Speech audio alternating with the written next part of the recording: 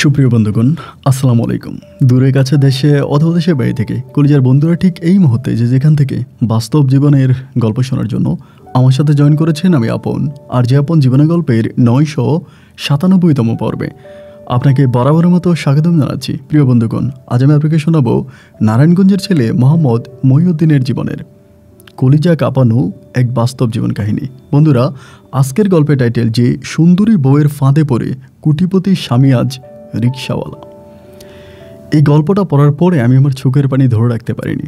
আমি অঝরে কান্না করেছি। গল্পটা তো কষ্টকর ছিলই, এবং এই গল্পটা পড়ে আমি একটা মানুষকে ভীষণভাবে মিস করতেছিলাম। আরও বড় দুঃখের বিষয় হচ্ছে আমি ওই মানুষের নামটা বলতেও পারতেছি না, কারণ তার নামটা যদি আমি বলি হয়তো তার সাজানো সুখের সংসারটা ভেঙেও যেতে পারে। আমি ঘটনাটা আপনাদেরকে বলি। আজ থেকে বহু বছর আগে আমি তখন রেডিওতে চাকরি করি। রেডিওর অফিস থেকে নামার পরে আমি সিএনজির জন্য দাঁড়িয়ে আছি। আমাদের এখানে আসলে সিএনজি খুব বেশি একটা দাঁড়ায় না, কারণ সিএনজিগুলো সামনে থেকে ফুল হয়ে আসে। অনেকবার হাত দেওয়ার পর একটা সিএনজি দাঁড়িয়ে আমাকে বলল যে স্যার উঠেন। আমি তখন সিএনজিতে উঠলাম, এবং উঠার আগে আমি দেখলাম যে সিএনজির মধ্যে আরেকজন ভদ্রলোক বসে আছে। আমি ড্রাইভারকে বললাম যে আপনার সিএনজি তো যাত্রী আছে, আমাকে নেবেন কেমন করে? বলে না, ওই যাত্রীর সাথে কথা হয়েছে, সমস্যা নয়, আপনি উঠেন। তো এই কথা বলার পরে আমি ভদ্রলোকের সিএনজিতে উঠলাম। উঠার পরে তার কণ্ঠটা আমার কাছে কেমন জানি পরিচিত মনে হচ্ছে। মানে সিএনজি ড্রাইভারের কণ্ঠটা মনে হয় খুব পরিচিত। সে মাস্ক পরে আছে, ইয়াং বয়সী একটা ছেলে। অনেক দূর আসার পরে হঠাৎ করে তার সিএনজিটা নষ্ট হয়ে গেল। সিএনজি নষ্ট হয়ে যাওয়ার পরে ও তখন ওই যে যাত্রীটা ছিল ওনাকে বললো, স্যার আপনি চলে যান, আমার সিএনজি ঠিক করতে সময় লাগবে। আমাকেও বললো যে স্যার আপনিও চলে যান, কোনো একটা গাড়ি বা সিএনজি দিয়ে আমারটা ঠিক করতে সময় লাগবে। এখন তার কণ্ঠ শুনে আমি মোটামুটি শিওর হয়ে গেলাম যে ও আমার খুবই ঘনিষ্ঠ একজন বন্ধু, আমার ইউনিভার্সিটি জীবনের খুব ভালো একটা বন্ধু এবং খুবই মেধাবী বন্ধু। তাই আমি বললাম যে ভাই আপনি মাস্কটা খোলেন তো। বলে না ভাই, মাস্ক খোলা যাবে না। আমি বললাম মাস্ক খোলেন। এরকম করে টানা হেঁচড়া করে আমি নিজে তার মাস্কটা টান দিয়ে খুলে ফেললাম, এবং খুলে দেখলাম যে ও আমার খুবই পরিচিত কাছের এবং পাশের একজন বন্ধু, খুবই মেধাবী একজন ছাত্র এবং খুব ভালো একটা রেজাল্ট করেছে। আমি যতদূর জানি যে ও একটা ব্যাংকে চাকরি করে, একটা বেসরকারি ব্যাংকে চাকরি করতো, অতটুকুই আমি জানি। এবং তার বাসায় আমি বেশ কয়েকবার গিয়েছিলাম। সে বিয়ে করেছে, তার ফ্যামিলিও ছিল ওই সময়। তাহলে আমি তারা বললাম, কিরে বন্ধু তুই সিএনজি চালাচ্ছিস, তোর বাসায় যাওয়ার পরে তোর ওয়াইফ সহ বাচ্চারা সবাই মাধ্যমে জানতে পারলাম যে তুই নাকি বেসরকারি ব্যাংকে চাকরি করিস, বাট আমি এই যে দেখলাম তুই সিএনজি চালাচ্ছিস, মানিটা কেউ তখন নিচের দিকে তাকিয়ে আছে। তো এরকম করতে করতে ওর সিএনজির মধ্যে কাপড় লাগবে, মানে কাপড় লাগবে ওই যে মেশিনে ধরার জন্য। আমার বলে দোস্ত দেখতো সিএনজির ভিতরে একটা কাপড় আছে। আমি তখন ওই সিএনজির পিছনে যখন কাপড় খোঁজার জন্য গেলাম, দেখলাম যে ওখানে কোট, ট্রাই এবং শু জুতা রাখা। একটু অবাক হয়ে গেলাম। আমি তখন ওখান থেকে একটা নেকড়া নিলাম, নিয়ে ওর হাতে দিলাম। ও তখন ইঞ্জিনটারে দুজনে ধরে মোটামুটি প্রায় 20-25 মিনিটের মধ্যে ঠিক করলাম। করার পর ও বল চলো তোর বাসায় দিয়ে আসি। আমি বললাম বাসায় তো দিয়ে যাবি, কিন্তু বিষয়টা বুঝলাম না। তোর সিএনজির মধ্যে দেখলাম শু জুতা, কোট, প্যান্ট, এবং তুই চালাচ্ছিস সিএনজি। তোর পরিবারের মাধ্যমে জানতে পারলাম যে তুই বেসরকারি ব্যাংকে চাকরি করিস। মানে বিষয়গুলো আমার কাছে কেমন জানি খুবই কাল্পনিক মনে হচ্ছে। ঘটনা কি আমাকে বলতো? আমাকে বলো বন্ধু, বেকার মানুষ চাকরি না পেলে যা হয় আর কি, বিয়ে করার জন্য তো একটা ভালো চাকরি দরকার, তা নাহলে কেউ আসলে মেয়ে বিয়ে দেয় না। যাই হোক, তারপরে বিয়ে করেছে, এবং বিয়ে করার পর যদি আমার ওয়াইফ জানতে পারতো যে আমি সিএনজি চালাই, সে আমাকে ছেড়ে দিত। যার জন্য আমি প্রতিদিন বাসা থেকে বের হওয়ার সময় কোট, প্যান্ট, ট্রাই পরে বের হই, এবং সিএনজির গ্যারেজে গিয়ে আমি সিএনজির পোশাক পরি, সিএনজি চালাই। সিএনজি চালানো শেষ হলে আবার এই পোশাক চেঞ্জ করে কোট প্যান্ট পরে আমি যথারীতি বাসায় যাই। আমি তার কথা শুনে আমার নিজের চোখের পানি ধরে রাখতে পারলাম না। একটা শিক্ষিত বেকারের গল্প। তা আমার তখন মনে হলো যে স্ত্রী, যে বউ তার স্বামীর ইনকামকে, স্বামীর হালাল পথের 10 টাকার ইনকামকে যে স্ত্রী সম্মান করতে পারে না, সেই স্ত্রী কখনো স্ত্রীর অধিকারে রাখে না, সে স্বামীর স্ত্রী হওয়ার কোনো অধিকারে রাখে না। যাই হোক, আমি আজকের গল্পে যাই। নারায়ণগঞ্জের ভাই মহিউদ্দিনের জীবনের গল্পটা ব্যতিক্রম ধর্মী এক হৃদয় বিতারক, চরম কষ্টকর বাস্তব জীবনের গল্প। আশা করব শুরু থেকে শেষ পর্যন্ত গল্প জুড়ে সবাই আমার সাথে থাকবেন, এবং গল্প শেষে মহিউদ্দিনকে ঠিক আপনার মতো করে একটা মন্তব্য কমেন্ট বক্সে লিখবেন। ধন্যবাদ সবাইকে। সুপ্রিয় বন্ধুগণ, আসসালামু আলাইকুম। আমার নাম মোহাম্মদ মহিউদ্দিন, আমার বাড়ি নারায়ণগঞ্জ। বন্ধুগণ, আমি আমার জীবনের গল্পটা শুরু করার শুরুতে আপনাদেরকে আমার পরিবারের বিষয়ে জানিয়ে রাখি। আমার পরিবারে আমি আছি, আমার বাবা আছে, মা আছে, এছাড়া রয়েছে আমার ছোট একটা বোন। আমরা টোটাল 1 ভাই 1 বোন। আমাদের পরিবারটা নারায়ণগঞ্জ শহরেরই কোনো এক বস্তিতে থাকা নিম্নবিত্ত পরিবার। আমি ছোটোবেলা থেকে ওই বস্তিতেই বড় হই। নারায়ণগঞ্জের ওই বস্তির মধ্যে আমি বড় হই এবং আস্তে আস্তে করে বড় হবার পরে আমি আমার বাবা মাকে জিজ্ঞেস করি যে আমাদের গ্রামের বাড়ি কোথায়, কারণ ঈদের সময় সবাই গ্রামের বাড়িতে যাইতো, প্রত্যেকেরই গ্রামের বাড়ি ছিল, কিন্তু সবসময় ঈদ আমরা শহরেই করি। আমার সাথে যারা চলাফেরা করতো এবং প্রাইমারি স্কুলে যারা আমার সাথে পড়তো, ঈদ আসলে ওরা সবাই গ্রামে চলে যেত। তাই আমি আমার আব্বা আম্মাকে জিজ্ঞেস করতাম যে আমাদের গ্রাম কোথায়।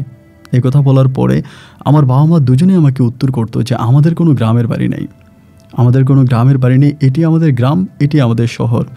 এরকম করে নারায়ণগঞ্জের ওই ভাঙা ঘরের ভিতরে আমি আস্তে আস্তে করে বেড়ে উঠি। মোটামুটি আমি যখন অনেকটা বড় হই তখন আমি বুঝতে পারি যে আমার বাবা ছিল একজন ভালো ব্যবসায়িক। কোনো একটা মানুষের প্রতারণার ফাঁদে পড়ে আমার বাবা তার ব্যবসা বাণিজ্য সব কিছু হারিয়ে নিঃস্ব হয়ে নারায়ণগঞ্জের রাস্তায় রিক্সা চালায়। আমার বাবা পেশায় একজন রিক্সা ড্রাইভার, তিনি রিক্সা চালাতো এবং আমি ছোটোবেলা থেকে খুবই অন্যভাবে চলাফেরা করতাম।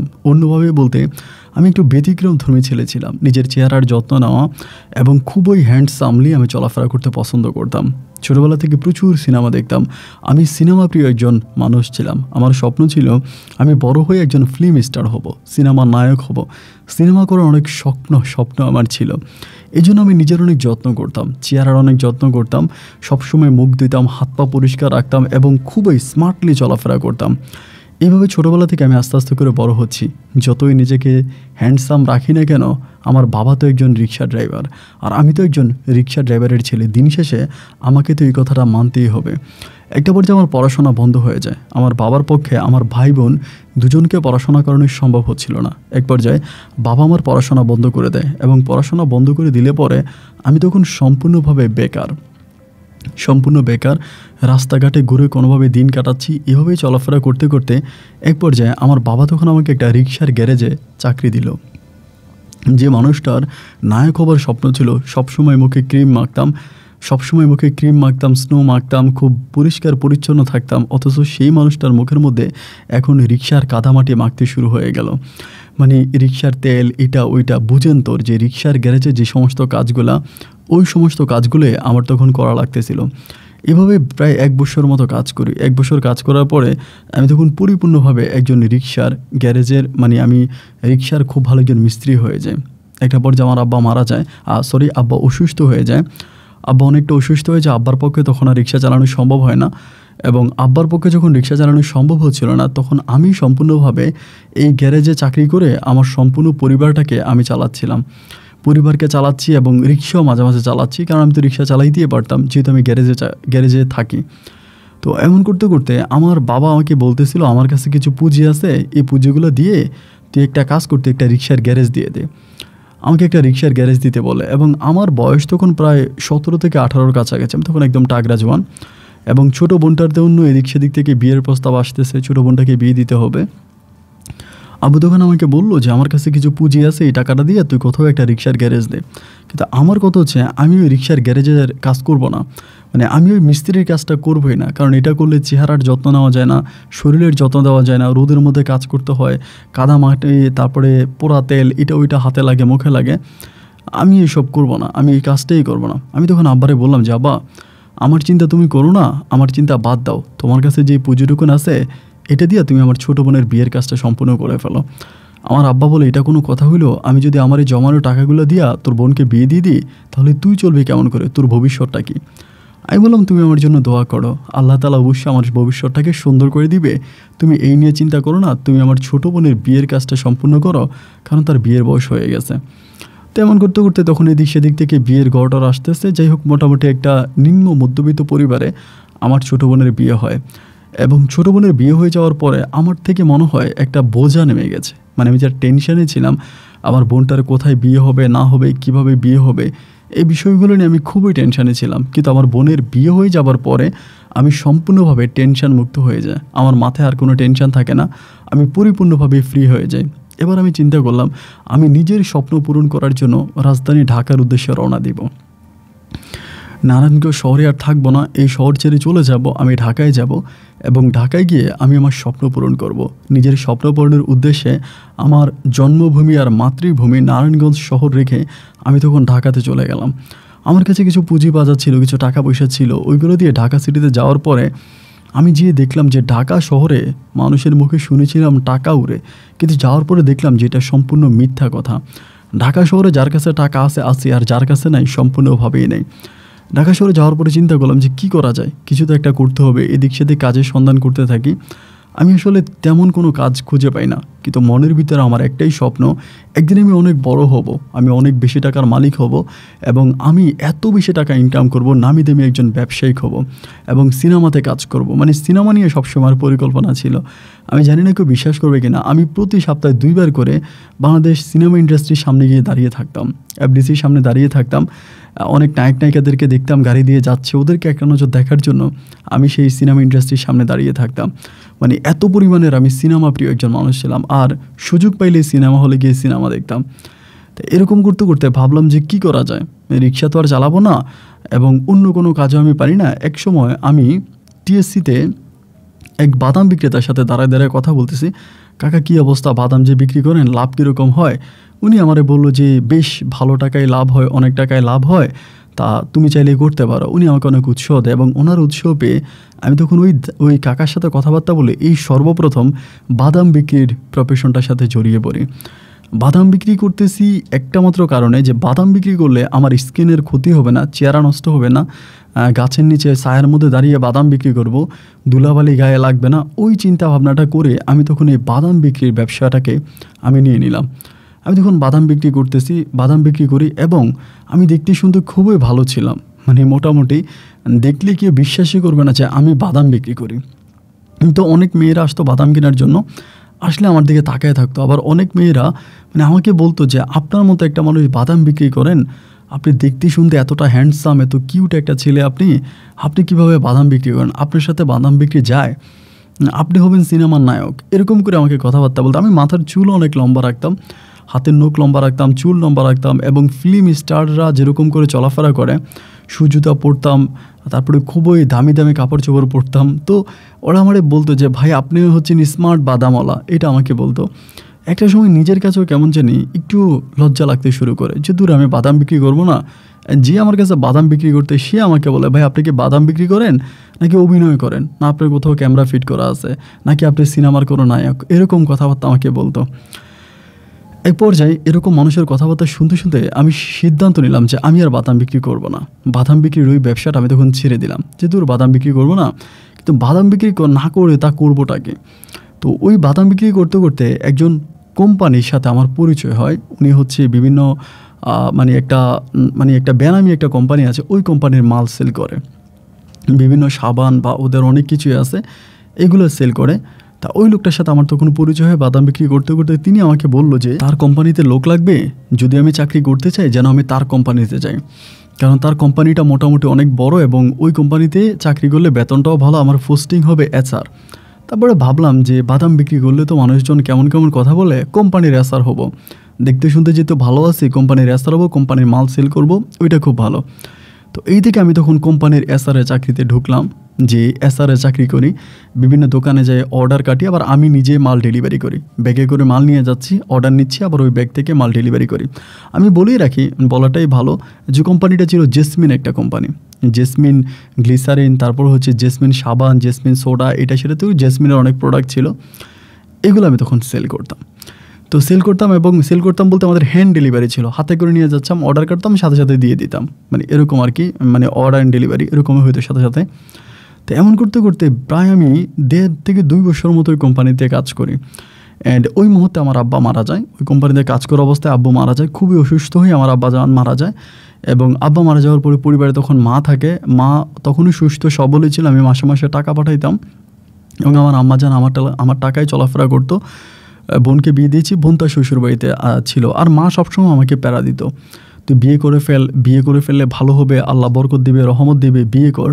মানে বিয়ের জন্য আমাকে প্রচুর পরিমাণ আমার আম্মা আমাকে প্রেশার দিত। তো আমার কথা হচ্ছে আমি এত সকাল বিয়ে করব না, বিয়ে যদিও আমি করি বাট অনেক পরে, এই সময় বিয়ে করব না। মানে বিয়ে করার কোনো রকমের চিন্তা ভাবনা আমার মাথায় নেই, বিয়ে আমি অনেক পরে করব, ওরকম একটা পরিকল্পনা নিয়ে আসি। জীবনে প্রতিষ্ঠিত না হলে বিয়েই করব না, মানে এরকম একটা চিন্তাভাবনা মাথায় আছে। তারপরে কোম্পানিতে যাচ্ছি, কোম্পানির এসআরে চাকরি করতেছি, এখানে সেখানে মাল ডেলিভারি করতেছি, বাট এটার মধ্যেও আমি আসলে কোনো বেনিফিট পাচ্ছি না। দেখা যায় প্রতিদিন মাইলের পর মাইল পায়ে হেঁটে যাচ্ছি, বিভিন্ন কোম্পানির মাল সেল করতেছি, হাতের মধ্যে দাগ পড়ে যাচ্ছে, হাত কেটে যাচ্ছে, এমন একটা অবস্থা। এমনি কোম্পানির এসআর ট্রাই পরি, কোট শার্ট পরি, দেখতে অনেক হ্যান্ডসাম লাগে, স্মার্ট লাগে, ঠিক আছে, কিন্তু ওভাবে কোনো টাকা পয়সা ইনকাম হয় না। দেখা যায় বাদাম বিক্রি করে আমার যে পরিমাণের বেনিফিট হতো, লাভ হতো, এটা করে আমার সেইটুকুন লাভও কিন্তু আর হচ্ছে না, ওইটা লাভও কিন্তু আমি পাই না। পরে ভাবলাম যে কী করা যায়, মানে কী করতে পারবো এবং কি করলে মোটামুটি আমি কিছু টাকা ইনকাম করতে পারবো। আইডিয়া তখন খুঁজতেছিলাম, গরিবের ছেলে তো, হাতে তো কোনো পুঁজিও নাই আর ওরকম কোনো টাকা পয়সাও নাই, তাহলে কোন ব্যবসা করে আমি একটু ব্যবসা করতে চাচ্ছিলাম, আমি আমার চাকরির পাশাপাশি কোনো একটা ব্যবসা করব। পরে ভাবলাম দূর যা, যেহেতু এটা করে আমি খুব বেশি টাকা বেনিফিট করতে পারি না, দিনের বেলায় আমি এসআরে চাকরি করব, রাতের বেলা আমি বাদাম বিক্রি করব, প্রয়োজনে মুখের মধ্যে গামছা বেঁধে যাবো যাতে আমার কেউ না চিনে। এরকম করে আমি তখন কী করলাম, দিনের বেলায় এসআরে চাকরি করতাম, প্রোডাক্ট ডেলিভারি করতাম, এবং রাতের বেলায় আমি মাস্ক পরে টিএসসিতে আবারও বাদাম বিক্রি করতাম। সন্ধ্যার পরে রাস্তার মোড়ে এখানে সেখানে বাদাম বিক্রি করতাম এবং দিনের বেলায় ওই কাজটা করতাম। দুটো কাজ একসাথে করতাম বলে মোটামুটি কিছু টাকা, আগের থেকেও মোটামুটি কিছু টাকা একটু বেশি ইনকাম হচ্ছে। বাট সব কিছু মিলে কেমন জানি মনে হচ্ছে যে না, আমি আসলে পারতেছি না, মানে আমার দ্বারাই হচ্ছে না, আমাকে আরও কিছু বেশি টাকা ইনকাম করতে হবে, আরও সামনে যেতে হবে। মানে এই চিন্তা ভাবনা, এই টেনশনগুলো প্রতিটা মুহূর্তে আমাকে খুব ডিপ্রেশনে ফেলে দিচ্ছিল যে না, এভাবে হতে পারবে না, আমাকে আরও টাকা ইনকাম করতে হবে, আরও বেশি টাকা ইনকাম করতে হবে, আমাকে ব্যবসা করতে হবে। মানে আমার টার্গেট ছিল যে আমি সিনেমার নায়ক হতে হলে তো টাকা লাগবে, আমি তো গেলেই কেউ আমাকে সিনেমাতে কাজ দেবে না, আমার কাছ থেকে টাকা চাইবে, তো আমাকে অনেক বেশি টাকা ইনকাম করতে হবে, যখন অনেক বেশি টাকা ইনকাম করব তখন আমি সিনেমাতে কাজ করব, এই একটা পরিকল্পনা ছিল। তো যাই হোক, এরকমভাবে চিন্তাভাবনা করতে করতে একটা পর্যায়ে আমার হঠাৎ মাথার মধ্যে একটা আইডিয়া চলে আসলো। এখন আইডিয়াটা জানি না কীভাবে আসছে, এবং এই আইডিয়াটা চাইলে যে কেউ অ্যাপ্লাই করতে পারে, এবং আমি নিশ্চিত থেকে আমার জায়গা থেকে আমি বলতে পারি এই ব্যবসা, মানে ব্যবসার মধ্যে সবচেয়ে নিম্নমানের ব্যবসা হচ্ছে কলা। লোকে বলে কলা ব্যবসা করে কেউ যদি উন্নতি করতে না পারে, লাভবান হতে না পারে, কলা ব্যবসায় যদি কেউ টাকা ইনকাম করতে না পারে, তাহলে তাকে দিয়ে আর দুনিয়ার কোনো ব্যবসায় হবে না। কারণ সবচেয়ে লাভজনক ব্যবসা ছিল কলা ব্যবসা। আর আমার দৃষ্টিতে, এখন আমি যেই ব্যবসাটার কথা বলবো, আমার দৃষ্টিতে এটা হচ্ছে সবচেয়ে বেশি লাভজনক একটা ব্যবসা। হঠাৎ করে আমার কাছে মনে হলো, আমি যেহেতু জেসমিন কোম্পানির মাল ডেলিভারি করতেছি, বিভিন্ন জায়গায় যাচ্ছি, ওদের মাল ডেলিভারি করি, সাথে সাথে আমি যে বাদাম বিক্রি করতাম আগে, বা আমি যে রাতের বেলায় বাদাম বিক্রি করি, এই বাদাম বিক্রিটা রাতের বেলায় না করে আমি রাতের বেলায় ওই বাদামগুলোকে প্যাকেটজাত করব, বাদামগুলোকে প্যাকেটজাত করে আমি এক ধরনের একটা মানে প্যাকেট করে প্রতিটা বাদাম, মানে প্রতিটা প্যাকেট আমি 3 টাকা দামে বিক্রি করব, এবং যিনি দোকানদার উনি 5 টাকাতে বিক্রি করবে, ভিতরে আমি কিছু কয়েক পিস বাদাম দিয়ে দিব, এরকমভাবে আমি প্যাকেট করব। এই চিন্তা ভাবনাটা মাথায় আসলো। আসার পরে আমি তখন করলাম কি, আমার ওই বাদামটা রাতের বেলায় বিক্রি না করে রাতের বেলায় আমি বাদামগুলোকে আপনার আগুন দিয়ে ছোট ছোট প্যাকেট করতে থাকি। 3 টাকার ছোট ছোট অনেকগুলো প্যাকেট করে আমি এক হাতে এগুলো নিই, এবং অন্য হাতে আমি আমার জেসমিন কোম্পানির মাল ডেলিভারির জন্য বাজারে যাই, মার্কেটে যাই। এখন মার্কেটে গেলে দেখা যায় 1 থেকে 2 ঘন্টার মধ্যে আমি যে বাদামগুলো নিয়ে গেছি, আমার বাদামগুলো সেল হয়ে যায়, কিন্তু জেসমিন কোম্পানির মতো এত বড় একটা কোম্পানির প্রোডাক্ট সেল হচ্ছে না। আমার মালামালগুলোই নিয়ে যাচ্ছে। যাওয়ার পরে আমার দেখলে বলে, এ ভাই বাদাম দিয়ে যান, এবং এই বাদামগুলো এত পরিমাণের চলতেছিল, ওই যে প্যাকেটের মধ্যে থাকে, ঠান্ডা হয় না, গরম থাকে, বাতাস ঢুকতে পারে না, খুবই ভালো একটা অবস্থা। যে কোনো কেউ আসলে এই তাজা বাদামটা নিয়ে নিচ্ছে এবং এই বাদামটা খাচ্ছে। প্যাকেটের দামও 5 টাকা, কেউ 3টা 4টা 5টা 20টা 25টা পর্যন্ত নিয়ে নেয়। অনেক সময় দেখা যায় আমি অনেকগুলো বাদাম কিনলাম, কিছু খাইলাম এবং বাকি বাদামগুলো নষ্ট হয়ে যায়। বাকি বাদামগুলো হচ্ছে আপনার বাতাস ঢুকলে নষ্ট হয়ে যায়। তো আমার ওইখান থেকে যদি বাদাম নেওয়া হয়, বাদামগুলো তো এরকম ছোটো ছোটো প্যাকেট করা, আমার 2 প্যাকেট খাইলাম, বাকি প্যাকেট রয়ে গেল, 3 দিন পরে খাইলেও কিন্তু আর নষ্ট হচ্ছে না, মানে আপনার বাতাস ঢুকতেছে না ভিতরে, দেন বাদাম ভালো থাকতেছে। এবার দেখলাম যে মোটামুটি 1 থেকে 2 ঘন্টার ভিতরে আমার বাদাম সেল হয়ে যাচ্ছে, কিন্তু জেসমিনের প্রোডাক্ট সেল হয় না। আমি তখন হঠাৎ করে চিন্তা করলাম, আমি যদি 1 ঘন্টায় আপনার এত পিস মানে প্রোডাক্টস, মানে আপনার বাদাম সেল করতে পারি, এবং সারাদিন হাঁটলে আমি এত টাকার বাদাম সেল করতে পারবো, যেটা আসলে বলা বাহুল্য। এরকম একটা বিষয়। এবং প্রতি প্যাকেট থেকে যদি আমার 1 টাকা করে লাভও থাকে, আমি যদি 500 প্যাকেট বিক্রি করতে পারি আমার 500 টাকা, 1000 প্যাকেট যদি বিক্রি করতে পারি আমার 1000 টাকা। আর 1000 প্যাকেট বিক্রি করা কোনো বিষয়ই না, মানে কোনো ব্যাপারই না 1000 প্যাকেট বিক্রি করা। কারণ আমি 300-400 প্যাকেট বানাই আনতাম, ওইটা মুহূর্তের মধ্যে শেষ হয়ে যেত। 1000 প্যাকেট যদি আমি সেল করতে পারি, প্রতি প্যাকেটে 1 টাকা হলে আমার 1000 টাকা। আর মাসে 30 দিন যদি আমি 1000 টাকা করে আমি প্রতিদিন পার ডে লাভ করি, তাহলে আমার মানে মাসিক ইনকাম হচ্ছে 30,000 টাকা। এই আইডিয়াটা তখন আমার মাথায় চলে আসে এবং আইডিয়াটা মাথায় এমনভাবে ঢুকে গেল যে আমি কেন অন্যের মাল সেল করব। আমি অন্যের প্রোডাক্ট সেল করি, দেখা যায় আমি ওইখান থেকে মাস শেষে বেতন পাই 5,000 টাকা, আর এই 5,000 টাকাতে আমি 5 দিনই ইনকাম করতে পারি। তা আমার তো ওদের ওই মাল সেল করার দরকার নেই। আমি তখন ওই জেসমিন কোম্পানির চাকরিটা ছেড়ে দিলাম এবং চাকরিটা ছেড়ে দিয়ে আমি 2 হাতে ভরে তখন বাদাম নিতে শুরু করলাম। দুপুরের মধ্যে আমার বাদাম শেষ হয়ে যেত। দুপুরের মধ্যে বাদাম শেষ এবং যে চাচার আন্ডারে আমি টিএসসিতে বাদাম বিক্রি করতাম, ওনারা তখন আমি বললাম যে আপনার ওখানে বাদাম বিক্রি করার দরকার নেই, ওইখানে বাদাম বিক্রি করে আপনার যে পরিমাণ লাভ হইতো আমি তার ডাবল স্যালারি আপনাকে দিব, আপনি বাদামগুলো আমাকে দিয়ে দেন।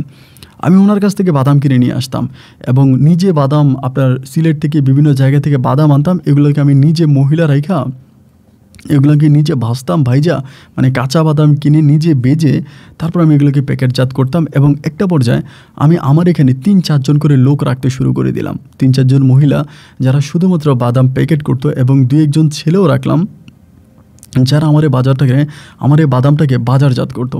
এমন করতে করতে আমি আমার নামের উপরে একটা লোগো তৈরি করে ফেললাম। এরপরে আমি একটা মেশিন কিনলাম এগুলো প্যাকেট করার জন্য, প্যাকেট হওয়ার জন্য একটা মেশিন কিনলাম। সর্বপ্রথম একটা মেশিন কিনি এবং মেশিন কেনার পরে দেখা গেল যে আমি একদিনের ভিতরে আপনার 3,000, 4,000, 5,000 প্যাকেট আমি তৈরি করতে পারতেছি।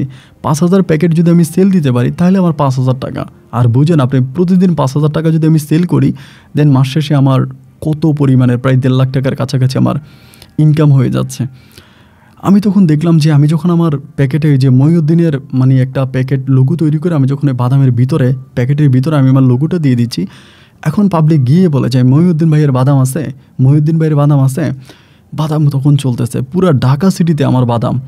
এবং একটা পর্যায়ে আমি তখন একটা গোডাউন ভাড়া করে ফেললাম, অনেক বড় আকারে একটা গোডাউন ভাড়া করলাম। আমার মাকেও আমি তখন নিয়ে আসলাম, মা অনেক অসুস্থ ছিল, গ্রামে থাকতে পারে না, মারে তখন আমি শহরে নিয়ে আসলাম, একটা ফ্ল্যাট ভাড়া করলাম এবং ওই ফ্ল্যাটের ভিতরে আমি আমার আম্মা জানেরে রাখলাম, একটা কাজের মেয়েও আমি সেখানে রাখলাম আমার মায়ের দেখাশোনা করার জন্য, আমার মায়ের সাথে থাকার জন্য একটা কাজের মহিলাও রাখলাম। মুহূর্তের মধ্যে ভাই আমি যে মানুষ রিক্সা চালাইতাম, রিক্সা চালক একজন মানুষ ছিলাম, সেখানে আমি মুহূর্তের মধ্যে একটা মোটরসাইকেল কিনে নেই। মোটরসাইকেল কিনে আমার কারখানার ভিতরে তখন 8 থেকে 10 জন মানুষ কাজ করতো। কিছু আছে বাদাম প্যাকেটজাত করতো, কিছু আছে বাদাম ভাজতো, আবার কিছু আছে বাদাম মার্কেটে সেল করতো। তখন আমি নিজেই ম্যানেজারের দায়িত্ব পালন করতাম। কী পরিমাণের বাদাম আমার কাছে আছে সেটা আমি লিপিবদ্ধ করতাম এবং কী পরিমাণের বাদাম সেল হচ্ছে সেটাও আমি লিখতাম। এবং সর্বোপরি আমি তখন খুব ভালো একটা পজিশনে চলে যাই। আমি জানি না আপনি বিশ্বাস করবেন কিনা, শুধু ওই বাদাম বিক্রি করে আজ থেকে বহু বছর আগে আমার মাসিক ইনকাম হয়ে যায় প্রায় 5 লক্ষ টাকা। শুধুমাত্র বাদাম বিক্রি করে আমি মহিউদ্দিন বাদাম প্যাকেট করে এটা বিক্রি করে আমি মাস শেষে ঢাকা সিটি থেকে ইনকাম করতাম 5 লক্ষ টাকা, আজ থেকে বহু বছর আগে। তাহলে আমি যখন মানে এরকম 5 লাখ, 8 লাখ, 10 লাখ আমার মাঝে ইনকাম হতো, এত পরিমাণের ইনকাম যেটা আসলে বলার মতো না। একটা পর্যায়ে আমি বিশাল একটা গোডাউন করে ফেলি, 2-3টা গোডাউন করি, মানুষ রাখি এবং আমি চিন্তা করলাম যে আমি একজন বেটার ম্যানেজার আমি রাখবো, একজন ম্যানেজার নিয়োগ করব। তো একটু শিক্ষিত ম্যানেজার নিয়োগ করবো, কারণ আমি কিন্তু ওই হিসাবগুলো রাখতে পারি না। ধরেন কয় টন বাদাম ঢুকলো, কয় পিস মানে কত প্যাকেট বাদাম আপনার সেল হলো, কত প্যাকেট বাদাম ভিতরে রয়ে গেল, এই বিষয়গুলো মোটামুটি হিসাবের কিন্তু একটা ব্যাপার আছে। আমি ওভাবে এগুলোকে হিসাব করতে পারি, মানে কাউন্টেড করতে পারি না। তাহলে আমার কাছে মনে হলো যে আমি যেহেতু পারি না, আমি একটা ভালো ম্যানেজার রাখবো, একটা শিক্ষিত ম্যানেজার রাখবো। তখন আমি বিভিন্ন জায়গায় চাকরির নিয়োগ দিতে থাকি যে কোথাও লোক রাখবেন কি না বা লোক আমার লাগবে, ওরকম করে আমি কাগজের মধ্যে লিখে আপনার লিফলেট তৈরি করে এটা ঢাকা শহরের অলিতে আমি দিয়ে রাখি।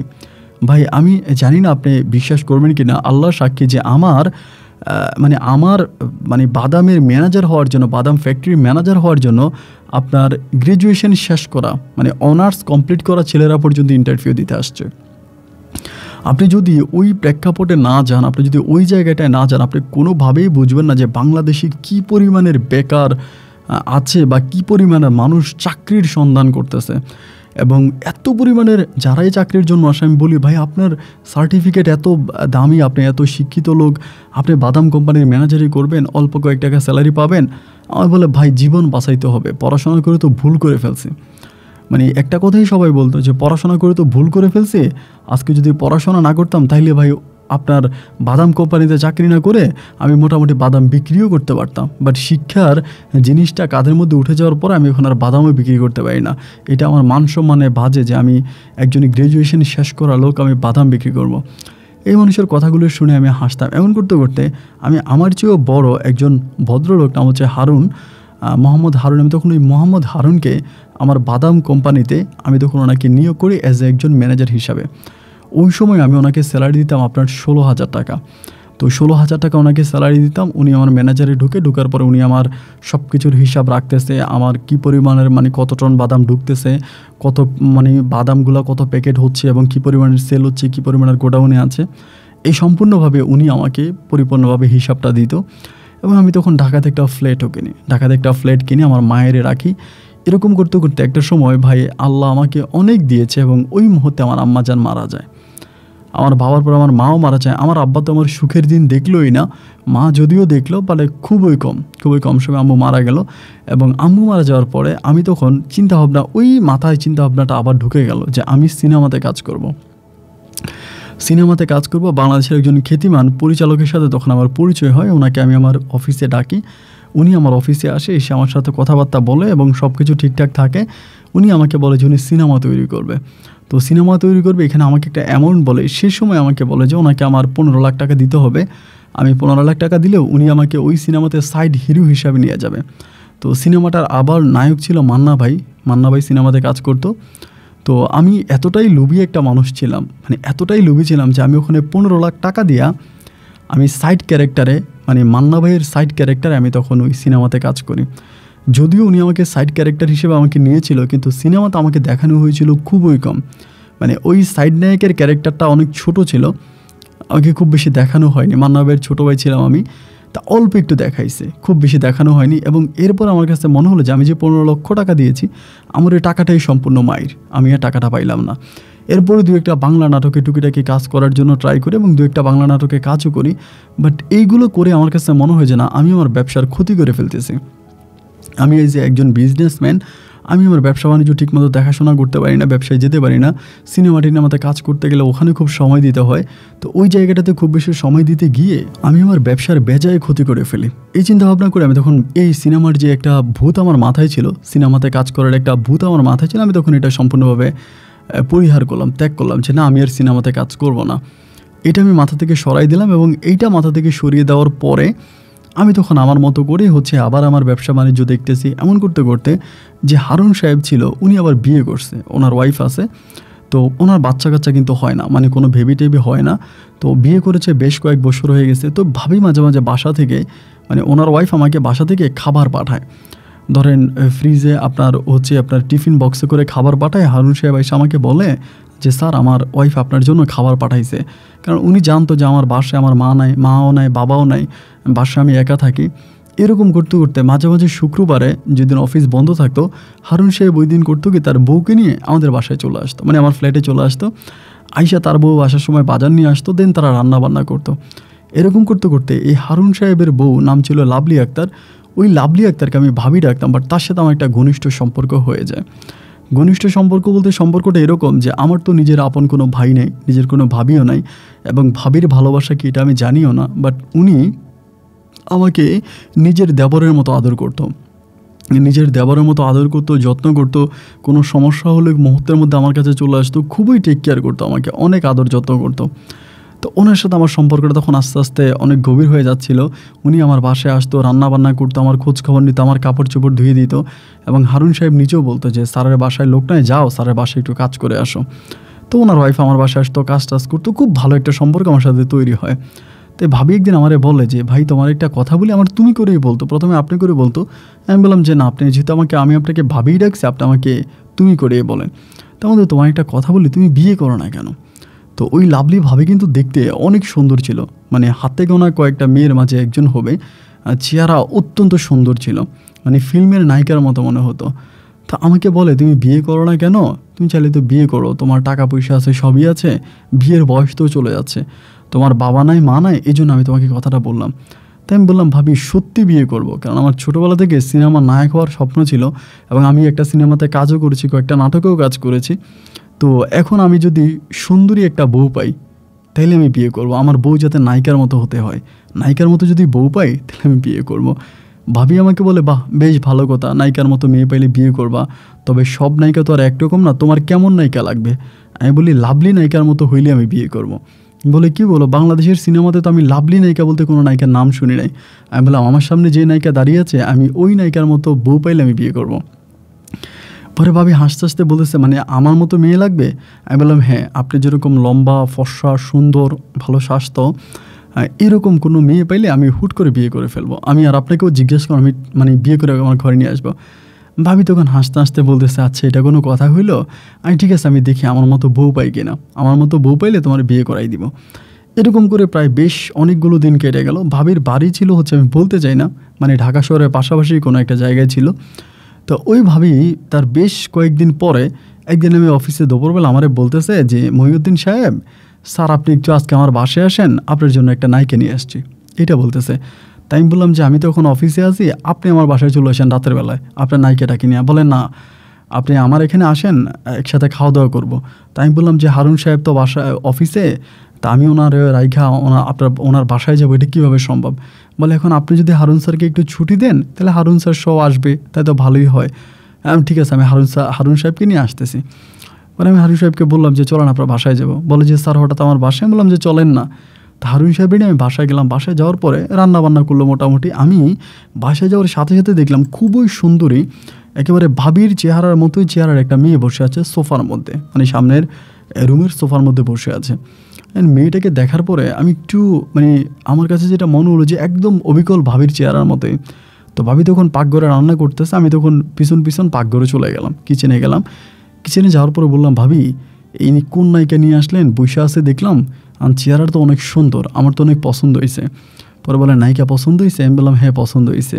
বলে, নায়িকা যদি পছন্দ হয় তাহলে এই নায়িকারে তোমার গলায় ঝুলাই দিব। আমি বললাম, তো নায়িকার পরিচয় তো লাগবে, নায়িকা কোত্থেকে আসছে? বলে, নায়িকা আমার ছোটো বোন। আমি বললাম, মানে আপনার ছোটো বোন? আপন ছোটো বোন? বলে, হ্যাঁ আমার আপন ছোটো বোন। এখন আপনি যেহেতু, মানে তুমি যেহেতু আমার মতো চাইছো, আমি আমার মতো পাবো কই বলো? এখন আমার ছোটো বোনটা আমার কাছে মনে হলো যে আমার মতো, এই জন্য আমার ছোটো বোনটারে আমি তোমার নায়িকা বানাই দিতে চাই। আমি তখন বললাম, তাহলে তো ভাবি আমার কোনো সমস্যা নাই, আমি এরকম নায়িকা পাইলে তো আমি আর কোনো কিছুই চাই না। পরে বলে, ঠিক আছে, তাহলে তুমি কি রাজি? আমার দেখে পছন্দ হয়েছে? আমি বলে, হ্যাঁ আমার পছন্দ হয়েছে।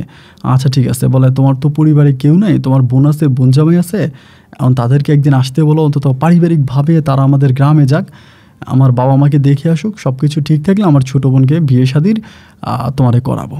পরে আমি আমার ছোটো বোনের ফোন দিলাম, ছোটো বোন তার জামাইরে নিয়ে আসছে। আমি তখন আমার ছোটো বোন জামাইরে নারায়ণগঞ্জে একটা ব্যবসা ধরাই দিছি। আমার ছোটো বোনের হাজব্যান্ড নারায়ণগঞ্জে ব্যবসা বাণিজ্য করতে ভালো অবস্থানের মধ্যে আছে। পরে ছোটো বোনের জামাই আর ছোটো বোন তখন ঢাকাতে আসছে। আসার পরে আমি ওই লাভলি ভাবির বাড়িতে গেলাম এবং ওনারা খুবই, মানে মধ্যবিত্ত ফ্যামিলি ছিল, গ্রামের বাড়িতে মধ্যবিত্ত ফ্যামিলি, টিনের ঘর ছিল আপনার, খুব সুন্দর টিনের ঘর ছিল, মানে দোতলা সিস্টেম করে বানানো টিনের ঘরগুলো, মুন্সিগঞ্জের ওইদিকেই ছিল বাড়ি। তো যাই হোক, পরে ওই বাড়িটারি সব কিছু ঠিকঠাক হলো, হওয়ার পরে আমি দেখে আসলাম, এঙ্গেজমেন্ট হলো, হাতে আংটি পরাইলাম এবং সব কিছু ঠিকঠাক হলো। দেন আমি চলে আসলাম ঢাকাতে। আসার পরে একটা দিন তারিখ ঠিক করলাম এবং সেই দিন তারিখের মধ্যে আমার বোন এবং বোন জামাই তাদের অনুমতিক্রমে তারাই মোটামুটি সব কিছু করেছে, আয়োজন তাদের আয়োজন সব কিছু ঠিক হওয়ার পরে আমি দেন লাভলির বোন লামিয়াকে বিয়ে করি। লামিয়াকে আমি তখন বিয়ে করি এবং বিয়ে করার পরে আমার বাসর হয় ঢাকা, আমার যে ফ্ল্যাটে আছে ওই ফ্ল্যাটে আমার বাসর হয়।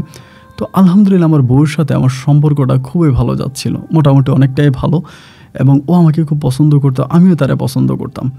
তো তখন আমি চিন্তা করলাম, আমার বাসায় তো কোনো মানুষ নেই, বাসাটা তো সবসময় ফাঁকাই থাকে, আমার বোন জামাই থাকে হচ্ছে গ্রামে। তা লাভলি আপনার এই লামিয়া বাসায় এক অফিসে গেলে আমাকে বারবার ফোন দেয়, তুমি বাসায় আসো, তাড়াতাড়ি বাসায় আসো, আমার ভালো লাগতেছে না, আমার কেমন লাগতেছে, তুমি বাসায় আসো। মানে লামিয়ার কারণে আমি ঠিকমতো অফিসও করতে পারি না, মানে অফিসে গেলে আমাকে ফোন দিবে। তো এমন করতে করতে আমি তখন চিন্তা করলাম যে ও যদি আমাকে এরকমভাবে ফোন করে, ওর যে বোন আছে, মানে লাভলি ভাবি কেন আলাদা বাসায় থাকতো, ওরা আমার ফ্ল্যাটেই থাকুক, কারণ আমার ফ্ল্যাটটা অনেক বড়, অনেকগুলো রুম খালিই থাকে। এই কথা বলে আমি তখন হারুন সাহেবকে বললাম যে হারুন সাহেব একটা কাজ করেন, আপনি কেন ভাড়া দিয়ে আলাদাভাবে থাকতেছেন, নিজে এত টাকা এত ভাঙা একটা বাসায় থাকতেছেন, আবার এত টাকা আপনি ভাড়াও দিচ্ছেন, কিন্তু একটা কাজ করেন, আপনি ওই বাসাটা ছেড়ে দেন, ওই বাসাটা ছেড়ে আপনি আমার বাসায় চলে আসেন, আপনি আমার বাসায় থাকলে ভালো লাগবে। তো আমাকে বলা আচ্ছা ঠিক আছে, আমি স্যার আপনি যদি বলেন তাহলে তো আমার জন্য ভালোই, আমার বাসা ভাড়াটা বেঁচে যাবে। পরে আমি লাভলি ভাবিকে এবং এই হারুন সাহেবকে তখন আমি আমার বাসায় নিয়ে আসি। তো বাসায় নিয়ে আসে আমি তখন লাভলি ভাবির সামনে কথা বলতে লজ্জা পাচ্ছি, কারণ তিনি তো তখন আমার ওয়াইফের বড় বোন। তো ওয়াইফের বড় বোন হলে তো সম্মানের একটা জায়গায়, আমি ওনার সাথে খুব একটা আগের মতো করে মিশি না, আগের মতো করে কথা বলি না, একটু দূরে দূরে থাকি, ওনার কাছ থেকে একটু দূরত্ব বজায় রাখি।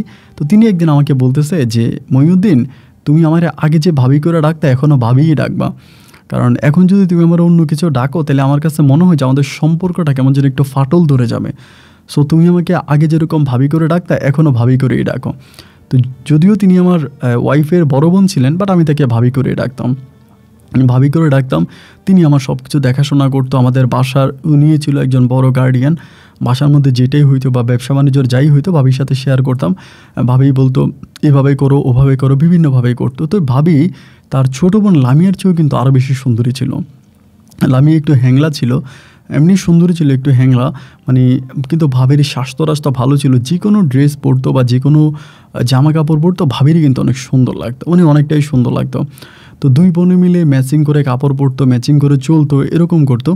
এমন করতে করতে আমি কেমন জানি লামিয়ার প্রতি আমার যে একটা আকর্ষণ, আমি যেমনটা চাচ্ছিলাম আর কি, যে আমার বউটা একটু স্বাস্থ্যবান হবে এবং স্বাস্থ্য ভালো থাকবে, মানে দুই বোন ঠিকই আছে, একই মায়ের গর্ভ থেকে আসছে, কিন্তু তারপরেও লামিয়ার থেকে আমার কাছে লাভলি ভাবির ভালো লাগতে শুরু হতো।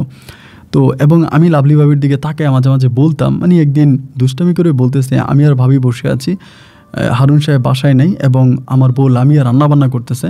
তাই আমি বললাম ভাবি আপনি আমার একটা কঙ্কাল বিয়ে করাই দিলেন, আমার এই কঙ্কালটারে তো ভালো লাগে না। পরে আমার বললো ও মা, সে সময় পছন্দ বললা বিয়ে করবা, তোমার পছন্দ হয়েছে তাই তো তোমার বিয়ে করাইলাম, এখন ভালো লাগে না বললে কি আর হবে ভাই? আমি বললাম যে না, আমি চাচ্ছিলাম যে ধরেন আপনার মতো একটু ভালো স্বাস্থ্য থাকলে দুইটাও তো ঘুমাইতে একটু শান্তি লাগে, কিন্তু এটারে আমি কি বিয়ে করলাম, এটা কি হাড্ডি মনে হচ্ছে। পরে আমার বলে ঠিকমতো খাওয়াইলে স্বাস্থ্য হয়ে যাইব। আমি তখন বললাম এটা কোনো কথা হইলো, আমার এরকম স্বাস্থ্যবান ভালো লাগে, ওর স্বাস্থ্য হয় না, কিছু হয় না, একটু স্বাস্থ্য হইলে ভালো লাগতো। ভাবি আমার তখন বলতেছে যে সমস্যা নাই তো, আমার যেহেতু স্বাস্থ্য আছে মাঝে মাঝে আমার সাথে ঘুমাইবা, সমস্যা কি, আর আমার বোন তো আছেই, তাইলে এখন যদি তোমার একটা স্বাস্থ্যবান বিয়ে করাই দিই তাহলে বলবা যে না এত স্বাস্থ্য ভালো লাগে না, একটু হ্যাংলা চাচ্ছি। তো তোমার তো এখন কপাল ভালো, হ্যাংলাও আছে মোটাও আছে, যেটা দরকার সেটাই নিতে পারো। এই কথাটার পরে আমার ভাবির সাথে একটু ঘনিষ্ঠতা বেড়ে যায়।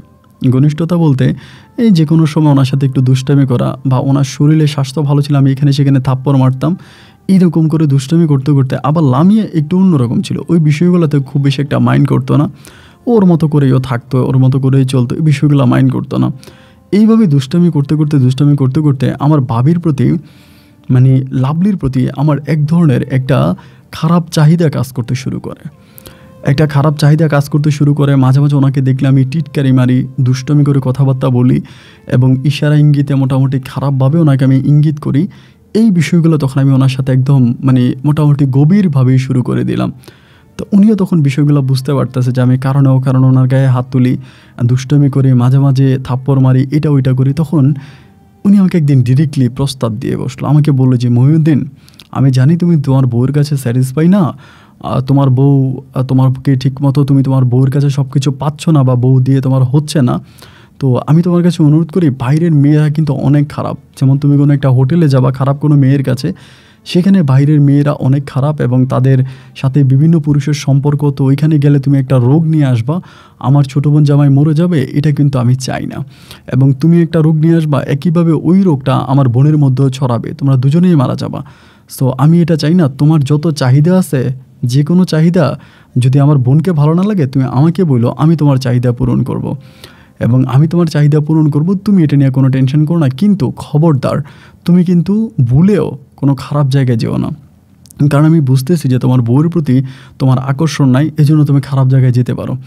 আমিও তারা মুখ ফুটে আর বলতে পারতেছি না যে আমি তো এটাই চাচ্ছি, আমি তার এটা বলতে পারি না। এভাবে 2 দিন পরে হঠাৎ করে এই লামিয়ার আম্মা অসুস্থ হয়ে যায়, মানে লাভলি ভাবির মা অসুস্থ হয়ে যায়। তো লাভলি ভাবিও তখন শারীরিকভাবে একটু দুর্বল ছিল। তখন লামিয়ারে বলল যে একটা কাজ কর, তুই বাড়িতে যা, তুই যেহেতু আমার ছোটো বোন, তুই বাড়িতে যা, মার একটু দেখে আয়, 2 দিন থাইকে আয় মায়ের সাথে। তো আমারে বললো যে আমার বউ লামিয়া বলতেছে যে তুমিও চলো। না আমি যাব না, আমার শরীর স্বাস্থ্য ভালো না, আর আমার তো ব্যবসা বাণিজ্য আছে, আমি আমার ব্যবসা প্রতিষ্ঠান রেখে যাই কীভাবে, এটা তো সম্ভব না, তুমিও যাও, তোমার আম্মাকে দেখে আসো, কি হয় না হয় আমাকে জানাইও ফোনের মাধ্যমে, প্রয়োজন আমি ঢাকার হসপিটালে এনে ভর্তি করাবো। তো লামিয়া খুবই সরল সহজ ছিল, অতটা বোকা অতটা চালাক ছিল না। ও তখন ওই কথা মতোই চলে গেল। সেদিন রাতেই ভাবি তখন তার হাজব্যান্ডের সাথেই ঘুমাইছে, বাট আমি জানি না কিভাবে সে হারুন সাহেবকে কি বলে বা কিভাবে ঘুম পাড়ে আমার কাছে চলে আসলে। আয়শা বলতেছে বউর সাথে ঘুমাও, বউ কি তোমার শরীর মেসেজ করে দেয়? আমি বললাম যে না, মেসেজ তো করে না, তো আমার সাথে ঘুমায়। বলে আসো আজকে তোমার শরীর মেসেজটা করে দিই। আমি বললাম হারুন সাহেব যদি উঠে তাহলে তো গজব হয়ে যাবে। বলে ও উঠবে না, ও যদি রাত্রে একবার ঘুম আসে, কেউ মরে গেলেও আর ঘুম থেকে উঠে না, তুমি চিন্তা করো না, এই নিয়ে তুমি টেনশন করো না, তুমি চলো। এই করে উনি আমার খাটের আমাকে শুয়ে আমাকে তিনি মেসেজ করাই দিচ্ছে। মেসেজ করতেছে ওনার উদ্দেশ্যটা কি সেটা আমি বুঝে গেছি, এবং সেই উদ্দেশ্যের সূত্র ধরে তখনই প্রথম তার সাথে আমার একটা অবৈধ সম্পর্ক হয়।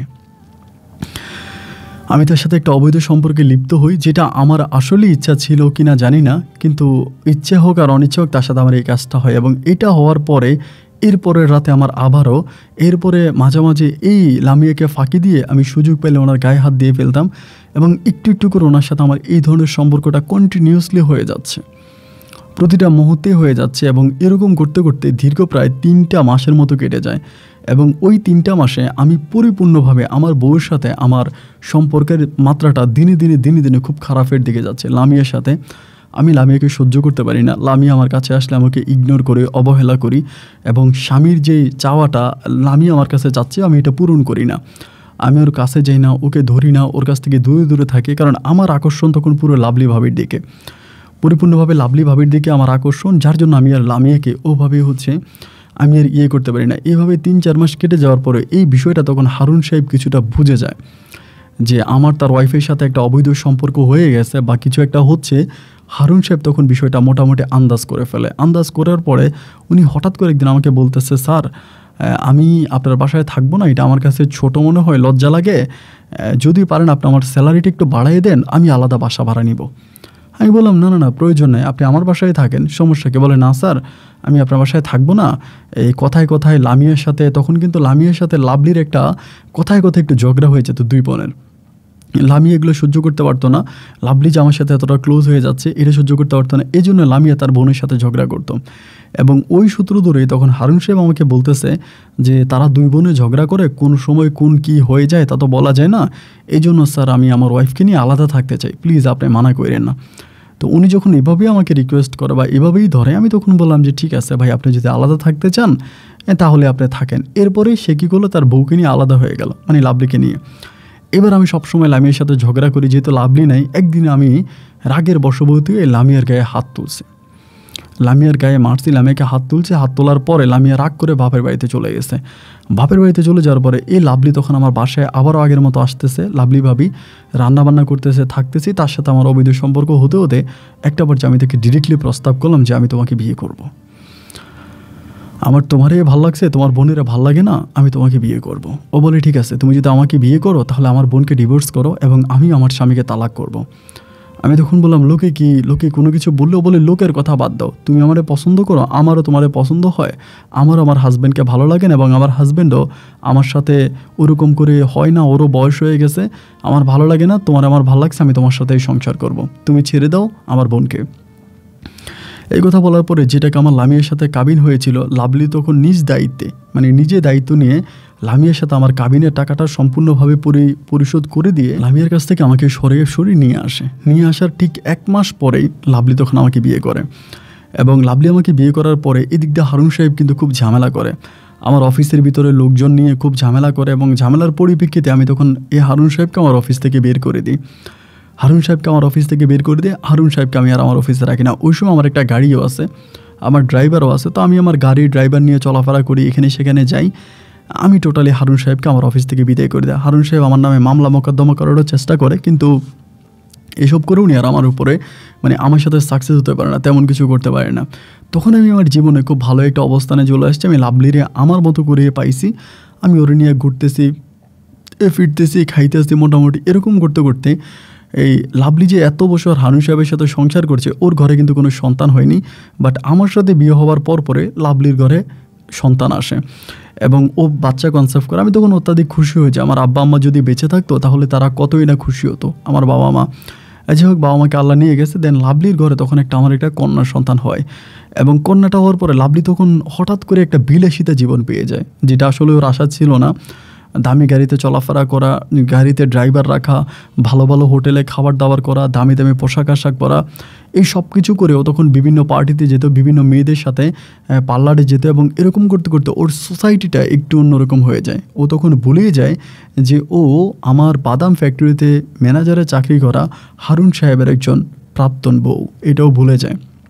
এবং একটা পর্যায়ে রাতের বেলা আমাকে শুধু বলে যে মহিউদ্দিন, আমার ভাল লাগে না, সবাই আমাকে বাদাম ব্যবসায়িকের বউ বলে, বাদাম বিহারির বউ বলে, বাদাম বিক্রেতার বউ বলে, আমার কাছে বিষয়টা ভালো লাগে না, তুমি তোমার ব্যবসাটাকে একটু পরিবর্তন করো। এই প্রথম আমার বউ তখন আমাকে এটা বলতেছে। লাভলি আমাকে বলে, সবাই আমাকে খারাপ খারাপ কথা বলে, আমাকে বলে যে তোমার জামাই বাদাম বিক্রি করে, তুমি বাদাম বিক্রেতার বউ, এটা নিয়ে আমার সাথে একটু কুরুচিপূর্ণ কথাবার্তা বলে, আমার কাছে এগুলো ভালো লাগে না, তুমি প্লিজ তোমার ব্যবসাটাকে চেঞ্জ করো। আমার বউ এটা নিয়ে বারবার আমার সাথে ঝামেলা করে এবং আমাকে এটা বারবার বলতেছে তুমি ব্যবসাটা চেঞ্জ করো। দেখুন আমার কথা হচ্ছে আমি এই ব্যবসাটা চেঞ্জ করে করবোটা কি, কারণ আমি তো এই ব্যবসাটাই জানি এবং সারা বাংলাদেশে আমার প্যাকেট জাতীয় বাদাম ডেলিভারি হচ্ছে সারা বাংলাদেশে, বলতে ওই সময় সারা বাংলাদেশেই হইতো। এখন আমি এটা ছেড়ে কি করতে পারবো? ও আমাকে বলে যে না, এটা আমার কাছে খারাপ লাগে, সবাই আমাকে খারাপ কথা বলে, আমার স্বামী বাদাম বিক্রি করে, এটা শুনতে শুনতে আমার কান ঝালাফালা হয়ে গেছে, তুমি প্লিজ এই ব্যবসাটা ছেড়ে দাও।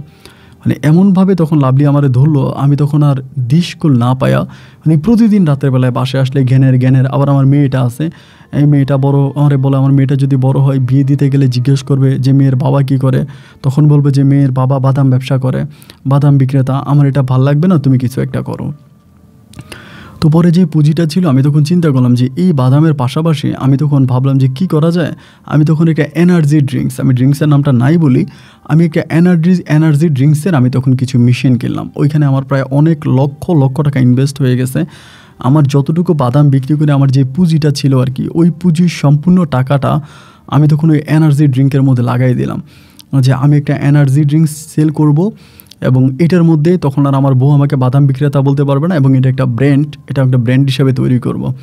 তো আমি যখন এনার্জি ড্রিঙ্ক হিসাবে এটা তৈরি করলাম এবং ওখানে আমি জাপান থেকে মেশিন কিনে আনলাম, ড্রিঙ্কসের মেশিন, এবং মেশিন কিনে আনে এটা আমি নিজে বাজারজাত করলাম, নিজে তৈরি করলাম এবং বাদামের ব্যবসাটা আমি ওই সময় টোটালি ছেড়ে দিলাম। বাদামের সম্পূর্ণ পুঁজিটা আমি তখন এনার্জি ড্রিঙ্কসের মধ্যে লাগাই দিলাম। এখন এনার্জি ড্রিঙ্কসের মধ্যে লাগাই দেওয়ার পরে আমি ওই বাদামটা যত সহজে বিক্রি করতে পারতাম, মানে ধরেন মানুষের পাবলিকের কাছে গেলেই পাবলিকের জিনিসটা নিয়ে নিত, পাবলিকের কাছে যাওয়া মাত্রই পাবলিক খাইতো, কিন্তু ওইভাবে আমি আর এনার্জি ড্রিঙ্কসটা সেল করতে পারতেছি না। এনার্জি ড্রিঙ্কস আর আমার সেল হয় না, কারণ তখন রয়্যাল সহ অনেক বড় বড় কোম্পানির ড্রিঙ্কস ছিল। তো ওদের সাথে আমি তখন আর মানে পাল্লা দিয়ে আর পারতেছি না। বিভিন্ন ধরনের পান আপ, 7 আপ, তারপরে আবার মৌজু থেকে শুরু করে আরও অনেক ধরনের ড্রিঙ্কস আছে, এগুলোর সাথে আমি তখন আর পাল্লা দিয়ে পারতেছি না। আমার ড্রিঙ্কসটা তখন আর মার্কেটে খাচ্ছে না এবং আমি তখন আর মার্কেটে চালাতে পারি না। তো আমার যে কারখানা বিল, শ্রমিকের বিল, কারেন্ট বিল এবং সব কিছু মিলে আমার প্রতি মাসে অনেক টাকা তখন মানে ড্যামারেজ চলে আসতেছে, অনেক বেশি টাকা ড্যামারেজ আসতেছে। আমি আর কোম্পানি চালাইতে পারি না, একদম আমি তখন পুরো নিঃস্ব হয়ে যাওয়ার মতো অবস্থা। এভাবে 1.5 বছরের মতো আমি এই কোম্পানিটাকে টানি আর কি, ড্রিঙ্কসের কোম্পানিটাকে। এবং তখন বাদামের ওই কারখানাটা পরিপূর্ণভাবে ছেড়ে দিলাম। বাদামটা পরিপূর্ণভাবে ছেড়ে 1.5 বছরে আমি তখন ব্যাংক থেকেও কিছু টাকা ঋণ করলাম, সেই ঋণগ্রস্ত হয়ে গেলাম। ড্রিঙ্কস তখন আর চলতেছে না এবং একটা পর্যায়ে এরকম অবস্থা হয়ে গেছে যে ব্যাংকের ঋণ বেড়ে এরকম অবস্থায় গেছে যে আমি আমার প্রোডাক্ট মানে আমি আমার কারখানা সেল করে, আমার বাসা সেল করে আমার ব্যাংকের ঋণ পরিশোধ করতে হবে। কারণ আমি ব্যাংক থেকে যে ঋণটা নিয়েছিলাম এটা কারখানার উপরেই নিয়েছিলাম এবং আমার যে ফ্ল্যাট আছে মানে ফ্ল্যাটের কাগজপত্র বা ডকুমেন্ট দিয়ে আমি ব্যাংক থেকে ঋণটা করেছিলাম। ব্যাংকের ঋণটা তখন এমন একটা পর্যায়ে চলে গেল, এমন একটা অবস্থায় চলে গেল, সর্বোপরি হচ্ছে আমাকে আমার বাসাটা ছেড়ে দিতে হলো। এবং আমার কারখানায় যে মেশিন ছিল সব কিছু মিলিয়ে আমার কারখানাটাও তখন ছেড়ে দেওয়া লাগলো। ব্যাংকের ঋণ পরিশোধ না করতে পারে আমার বাসাটাও গেল এবং আমার কারখানাটাও গেল। তখন আমি একেবারে নিঃস্ব হয়ে গেলাম। একটা আগে যেরকম পজিশন একটা ঘর ভাড়া, ওরকম একটা ঘর ভাড়া করে আমি তখন লাভলিকে নিয়ে থাকতেছি। কিন্তু দুঃখের বিষয় হচ্ছে এইটা, আমি মহিউদ্দিন একদম ফকির হয়ে গেলাম। এত বড় একজন বিজনেসম্যান থেকে আমি আজকে মানে এত নিচে নেমে গেলাম, এতটা গরিব হয়ে গেলাম, কিন্তু আমার বউয়ের বিলাসিতা কোনোভাবেই কমতেছে না। ওর ভিতরে আগে যেই বিলাসিতা ছিল একই বিলাসিতা ও আমার কাছে। আমার এইটা দাও, আমাকে ওইটা দাও, আমার এই লাগবে, আমার ওই লাগবে, মানে কোনোভাবেই আমি তার সাথে আর পেরে উঠতেছি না, কোনোভাবেই পারতেছি না। এমন করতে করতে তখন ফেসবুক লাইভ বলে একটা বিষয় আছে, ফেসবুক লাইভে ও তখন ফেসবুক লাইভে হঠাৎ করে আমার বলতেছে যে তুমি আমার আরও কিছু টাকা ঋণ করে আমাকে কিছু টাকা দাও, আমি ফেসবুক লাইভে মানে কাপড় বিক্রি করব, মানে কাপড় সেল করব। ইন্ডিয়া থেকে পাকিস্তান থেকে কাপড় আনবে, এগুলো আমি ফেসবুক লাইভে সেল করব, এতে অনেক লাভ হবে, তুমি টেনশন করতে হবে না, আমি এই সব কিছু করবো, তুমি প্লিজ আমাকে কিছু টাকা দাও। তো তখন তো আর আমার কাছে কোনো টাকাই নাই, টোটালি কোনো টাকা নাই। আমি একটা গ্রামের বাড়িতে, মানে আমার গ্রামে আমার আব্বা আম্মাকে যেখানে কবর দেওয়া হয়েছিল, মানে আপনার ইয়ের দিকে নারায়ণগঞ্জের ওইখানে একটু জায়গা কিনছিলাম আমার আব্বা আমার কবরের পাশে, যে এটা আমার পৈতৃক জায়গা, মানে আমার বাবা মায়ের স্থায়ী ঠিকানা মনে করে আমি ওই জায়গাটা কিনছি। এখনও আমার বলতেছে যে ওই জায়গাটা তুমি বিক্রি করে দাও, ওই জায়গাটা বিক্রি করে আমার কিছু টাকা দাও, আমি কিছু শাড়ি টাড়ি কিনেও। তখন তার একটা ফেসবুক পেজ ছিল, তাই আমি ফেসবুক পেজে প্রোডাক্ট সেল করব। তাই ওর কথাবার্তা শুনে আমি তখন কী করলাম, ঠিক আছে রাজি হলাম। রাজি হয়ে আমি তখন তারে কিছু টাকা দিলাম। ও তখন কিছু ইন্ডিয়ানি, কিছু পাকিস্তানি, কিছু 3 পিস আনলো এবং আইনা এগুলো সেল করতে শুরু করলো। দেখলাম যে আলহামদুলিল্লাহ তার ভালোই সেল হচ্ছে, আমাকেও সে টুকিটাকি খাওয়াচ্ছে। আমি তখন তার টাকার উপরে ডিপেন্ড হয়ে গেলাম। বিভিন্ন জায়গা থেকে মানুষ আসতেছে, তখনও একটা শোরুম দিয়েছে, শোরুমের অ্যাড্রেস দেওয়া, মানে মাল সেল করে বিভিন্ন জায়গা থেকে মানুষজন আসলে পরে তার এখান থেকে প্রোডাক্ট নিয়ে যাচ্ছে, মানে জামা কাপড় নিয়ে যাচ্ছে। এরকম করতে করতে তার অবস্থার অনেক উন্নতি হলো। অনেকটা উন্নতি হওয়ার পরে এক পর্যায়ে সে তখন করলো কি, একটা দোকান নিয়ে নিল, ঢাকা শহরে একটা দোকান নিল। এবং দোকান নেওয়ার পরে সম্পূর্ণভাবে ওই দোকান থেকে তখন তার প্রোডাক্ট সেল হচ্ছে, দোকানের মাধ্যমে সে মালামাল সেল করতেছে। আমিও তখন ভালো একটা অবস্থার মধ্যে আছি, ঠিক আছে, আমার মেয়েটাও আস্তে আস্তে বড়ো হচ্ছে। এরকম করতে করতে দেখা গেল আমার তখন আর কোনো পুঁজি নাই, আমার কোনো ইনকাম নাই। আমি তখন তার ওই যে কাপড় দোকান আছে, যেখানে যে অনলাইনে প্রোডাক্ট সেল করতো, ড্রেস সেল করতো, আমি ওইটার ম্যানেজার হিসাবে তখন ওই দোকানে থাকি। কিন্তু ভাই, ম্যানেজার হিসেবে তখন আমি আমার বউয়ের টাকার উপরে ডিপেন্ড হয়ে যাই। তখন কিন্তু আর আমার টাকা নাই, আমি কিন্তু কোনো ব্যবসাও নাই, কোনো ইনকামও নাই, কোনো কিছুই না। আমি সম্পূর্ণ তখন আমার লাভলি টাকার উপরে ডিপেন্ড। তা ও আস্তে আস্তে আমার সাথে একটু একটু করে দুর্ব্যবহার করতে শুরু করে, মানে কোনো কারণ নাই, কোনো কিছু নাই, হুটহাট করে খারাপ ব্যবহার করতে শুরু করে, যে এটা কি করলা, ওইটা কেন করলা, মানে খারাপ ব্যবহার। এবং রাতের বেলায় আমরা দুজনে একসাথে ঘুমাই, ওর যখন ফোন আসে তখন আমার কাছ থেকে উঠে যায়, আমার কাছ থেকে উঠে বাসার ছাদে চলে যায়, বারান্দায় গিয়ে কথা বলে। এবং আমার কাছ থেকে কেমন জানি, আমার কাছে মনে হলো যে আমাদের মাধ্যমে আমাদের মধ্যে অন্য কোনো তৃতীয় ব্যক্তি ঢুকে গেছে, যার কাছেও সুযোগ পাইলে গিয়া ফোনে ওনার সাথে কথা বলে, ওনার কাছ থেকে আমার কাছ থেকে দূরে সরে যায় এবং ফোন আসলে আমার কাছ থেকে চলে যায়। আমি যে তার একজন স্বামী, সেইটা আর আমি তার কাছে পাইলাম না, স্বামীর আর মর্যাদা আমার কাছে রইল না। ও আমাকে একটা দোকানের কর্মচারীর মতো আমার সাথে ব্যবহার করে। এরকম করতে করতে হঠাৎ করে একদিন আমি ওরে একটা রেস্টুরেন্টে একটা ছেলের সাথে দেখি। এই ছেলেটাও বড় লোকের ছেলে, ঢাকাতে। একটা ছেলের সাথে আমি ওরে দেখার পরে ও তখন কিন্তু খুব হট ড্রেস পরতো, একদম নায়িকাদের মতো জামা কাপড় পরে বেরোতো। তো অনেক সাদা ছিল, একদম সাদা সুন্দরী ছিল, বিদেশি মেয়েদের মতো ছিল, লম্বা ছিল। তো এরকম যখন আপনার ওয়েস্টার্ন ড্রেসগুলো পরতো ওর খুব সুন্দর লাগতো। তো এরকম আবার ও ফেসবুকে লাইভ করে পরিচিত মুখ, এই জন্য ধরনের ওয়েস্টার্ন ড্রেস পরে রেস্টুরেন্টে একটা ছেলের সাথে এরকম করে আমি ওরে দেখছি। দেখার পরে ওই দিন আমি ওর সাথে একটু খারাপ ব্যবহার করলাম বাসার মধ্যে, যে তুমি এটা। ও তখন আমার বলতেছে, বেটা তুই আমার খাস, আমার পড়িস, আমি 2 টাকা দিলে তুই চলাফেরা করিস, তুই একটা পুরুষ হয়ে আমার টাকায় চলিস, তোর লজ্জা করে না? আমি তখন বললাম, আমি আমার বাপের সম্পত্তি বিক্রি করে না তোমার টাকা দিছি, ওই টাকা দিয়েই তো তুমি দোকান দিলা, বা ওই টাকা দিয়ে তো তুমি প্রথমে মাল আনলা। ওই ফকিরের বাচ্চা, তুই কথা বলবি না। ওই তখন কি করে, বাসা থেকে আমার যত কাপড় চোপড় ছিল সব বের করে দিয়ে আমার বলো, তুই আমার বাসা থেকে বের হো, তুই আমার বাসায় থাকবি না। আমি বললাম, লাভলি তুমি সব কী বলতেছ? বলে, তুই আমার বাসা থেকে বেরো, আমি তোর চেহারা দেখতে চাই না। একদম কুকুরের মতো ঘাড় ধাক্কা দিয়ে আমাকে বাসা থেকে, মানে ফ্ল্যাট থেকে বের করে দেয়। কুকুরের মতো আমাকে ফ্ল্যাট থেকে বের করে দেয়। আমি তখন ফ্ল্যাট থেকে বেরিয়ে আমি তখন আমার এক বন্ধুর বাসায় গিয়ে উঠি। ওই বন্ধুর বাসায় থাকতেছি। প্রায় আমাকে বাসা থেকে বের করে দেওয়ার 15 দিন পরে আমি আমার বাসায় দারোয়ানের মাধ্যমে খবর পেলাম যে আমার বাসায় বিভিন্ন ভদ্রলোকের আসা যাওয়া শুরু হয়ে গেছে। বিভিন্ন ভদ্রলোক আমার বাসায় আসে যায়। এবার আমি পুনরায় আমার মেয়ের দাবি করে আমি বাসার মধ্যে আবারও আসছি, মানে বেহাইয়ের মতো আবার আসছি।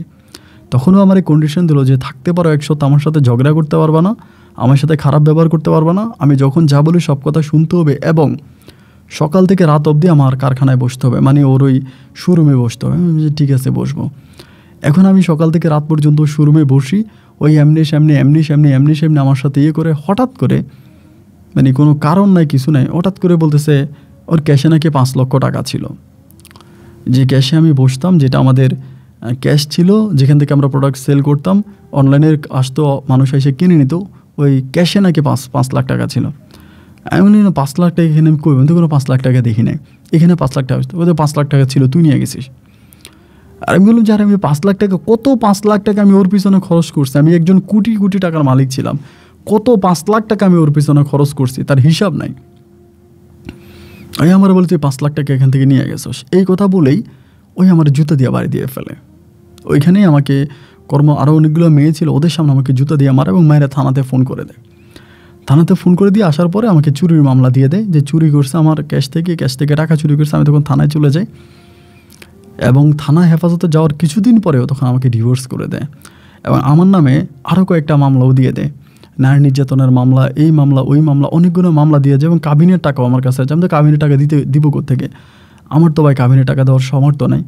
লাস্ট পর্যন্ত আমি এই সিদ্ধান্ত নিয়েছি যে আমি আমার একটা কিডনি বিক্রি করে হলেও তার কাবিনের টাকা পরিশোধ করব।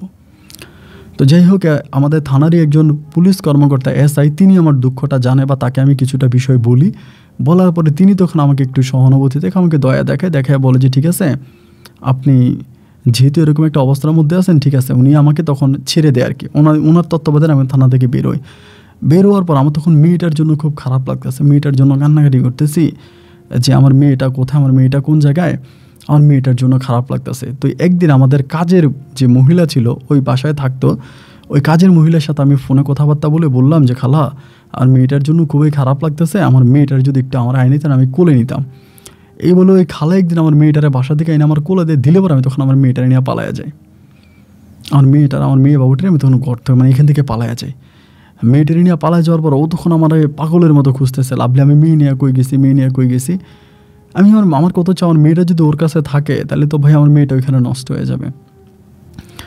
আমি আমার এই মাত্র মেয়েটার দুধ ছাড়া অবস্থায় আমি তখন আমার ওই দুধের মেয়েটারে আমি কোলে করে আমি রিক্সা চালাইছি লাস্ট পর্যন্ত, যে মেয়ে দুধ কেনার টাকা আমার কাছে নাই, মেয়ের দুধ খাওয়াইতে পারি না, চলতে পারি না।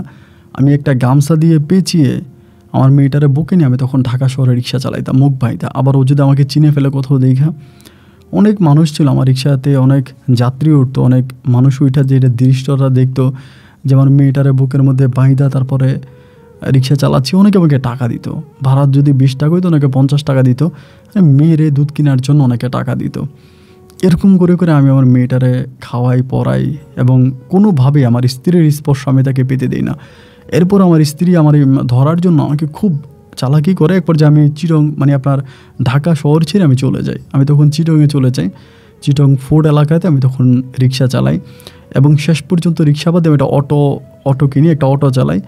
তো এখন পর্যন্ত আলহামদুলিল্লাহ আমি অটোয়ে চালাচ্ছি। আমার মেয়েটা মোটামুটি আগের থেকে অনেক বড় হয়েছে, মাদ্রাসায় পড়াশোনা করাই। ওর মায়ের কথা আমাকে সব কিছু বলি যে দেখো তোমার মা কিন্তু অনেক বড় লোক। আমি ফেসবুকে মাঝে মাঝে ওর মায়ের দেখে ওইটা তোমার আম্মা কাপড় সেল করে। তা আমার মেয়ে কিন্তু জানে যে, তা আমি আমার মেয়েরে জানাইছি যে তার মায়ের ঘটনাগুলো। এরপরে সে আরও কয়টা বিয়ে করছে হিসাব নেই, এখনও কিন্তু তার স্বামী নাই। আমার মনে হয় এরপরে সে আরও 6 থেকে 7টা বিয়ে করে, যেগুলো আমি জানতে পারছি। বিভিন্ন বড়লোকের ছেলেদেরকে বিয়ে করে, কাবিনের টাকা নেয়, এবং ওইটাই ছিল তার একমাত্র টার্গেট। ফেসবুকে চাইতো, বিভিন্ন ধরনের পোশাক পরতো, হাঁটাহাঁটি করতো, অনেকেই পছন্দ করতো, সেখান থেকে ছেলেদের সাথে প্রেম হতো, এবং অনেক বেশিরভাগই বিবাহিত, মানে বউ আছে, তো ও প্রেম করে বউটা ছেড়ে দিত, ওরে বিয়ে করতো, পরে ও কাবিনের টাকা নিয়ে ও ছেড়ে দিত। এরকম অনেক ঘটনা আমি পাইছি। তখন মেয়েরে বলে যে তোমার আম্মা এরকম, তোমার আম্মার কাছে যাবা? না বাবা যাবো না।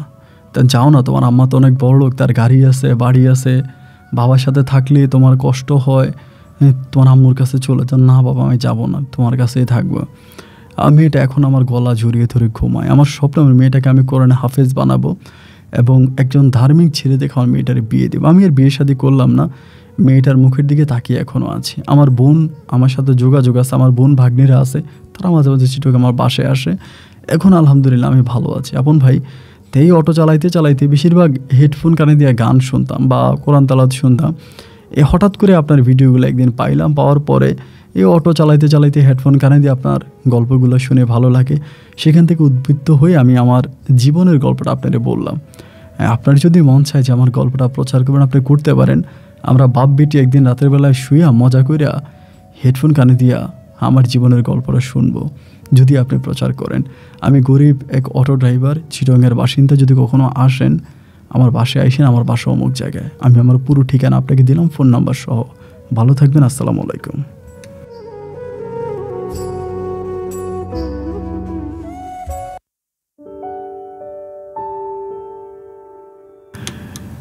প্রিয় বন্ধুগণ, সবাইকে অনেক বেশি ধন্যবাদ এতক্ষণ পর্যন্ত নারায়ণগঞ্জের ভাই, বর্তমান চট্টগ্রামে থাকা মহিউদ্দিনের জীবনের বাস্তব গল্পটা শুরু থেকে শেষ পর্যন্ত আমার মুখে শোনার জন্য। বন্ধুরা, একটা বিষয় খুব অবাক হয়ে গেলাম। দেখেন, এই মহিউদ্দিন সামান্য বাদাম, আমরা ঢাকা শহরে বা বিভিন্ন শহরে দেখে যে মানুষ বাদাম বিক্রি করে, মাথায় নিয়ে বাদাম বিক্রি করে, প্রতিদিন ওই বাদাম বিক্রেতা কয় টাকারই বা বাদাম বিক্রি করে, কিন্তু সে যদি ওই বাদামগুলো মহিউদ্দিন ভাইয়ের মতো এরকম প্যাকেটজাত করে বিক্রি করতে শুরু করতো, তাহলে একটা দোকানের মধ্যেই তাদের 100 packet, 150 packet, 200 packet, 300 packet.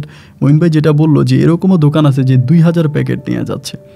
2000 packet বাদাম যদি নিয়ে যায় তাহলে 2000 টাকা ওই ওনার ইনকাম হচ্ছে একটা দোকান থেকে। তো এরকমভাবে সে আমাকে যে দেখালো, আসলে ব্যবসা এমন একটা জিনিস। আমার আব্বা একজন সরকারি চাকরিজীবী ছিল।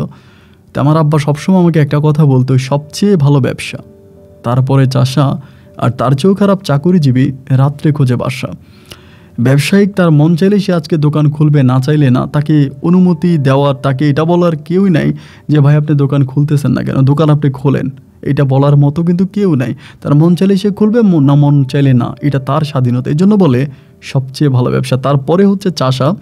তার জমিতে আগাছা হয়েছে, সে যদি মনে করে এটা আমি 2 দিন পরে পরিষ্কার করব, আজকে আমার শরীরটা ভালো না, আজকে আমি পরিষ্কার করবো না, আজকে আকাশে বৃষ্টি, আজকে আমি বউ নিয়ে ঘুমাবো, তার পক্ষে সম্ভব। কিন্তু পূবের আকাশে বা আপনার কি বলে দক্ষিণের আকাশে যখন মেঘ জমে বা উত্তরের আকাশে মেঘ জমার পরে একজন সরকারি চাকরিজীবী বা একজন বেসরকারি চাকরিজীবী বলে যে আজকে তো আকাশে মেঘ জমেছে, বউটারে নিয়ে আমি আরেকটা ঘন্টা বেশি ঘুমাবো, এটা তার পক্ষে সম্ভব নয়। অফিস আওয়ারে রোদ বৃষ্টি সব কিছুকে মাথায় নিয়ে তাকে অফিসে যেতে হবে, এবং অফিস থেকে রাতের বেলায় অন্ধকারে এরকম হাতিয়ে হাতিয়ে তার ঘর খুঁজতে হবে।